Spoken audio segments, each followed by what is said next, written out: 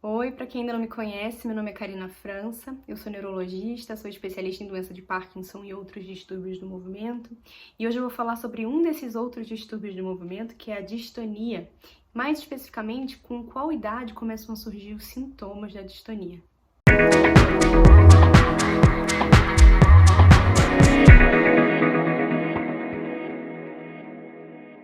A distonia é um distúrbio neurológico, é um sintoma neurológico causado pela contração involuntária simultânea de dois músculos que têm funções opostas, são músculos antagônicos, um agonista e um antagonista.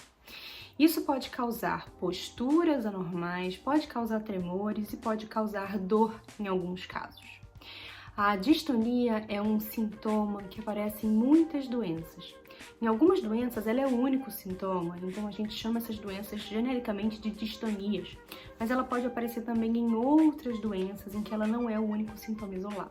Respondendo à pergunta, a distonia pode acontecer em pessoas de todas as faixas etárias, desde crianças, desde bebezinhos até pessoas muito idosas, a depender da causa dessa distonia.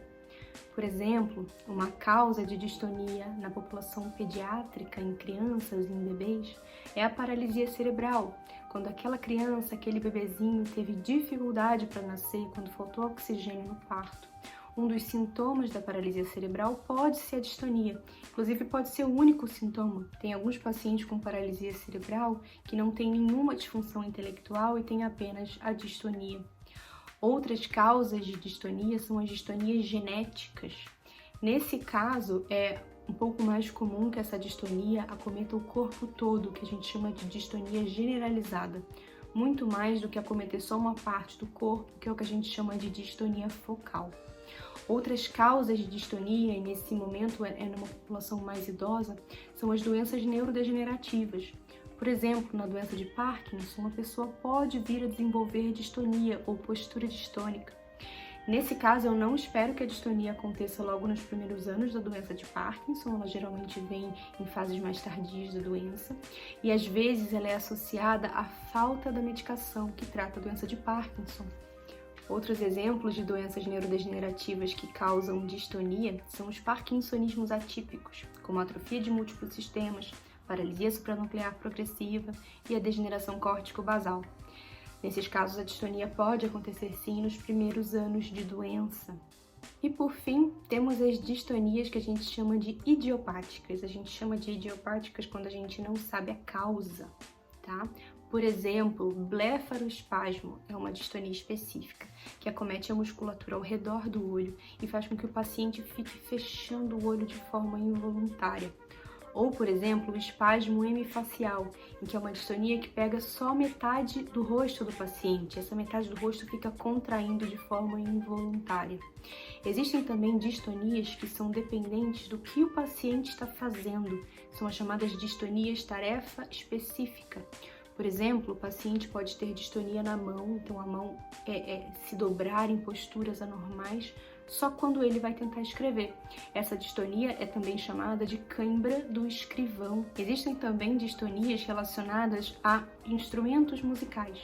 Então o paciente só tem a postura distônica, só tem a distonia quando ele vai tocar exato um específico instrumento musical. Por exemplo, um instrumento que ele está acostumado a tocar muito, um violino, um piano, pode ser qualquer instrumento.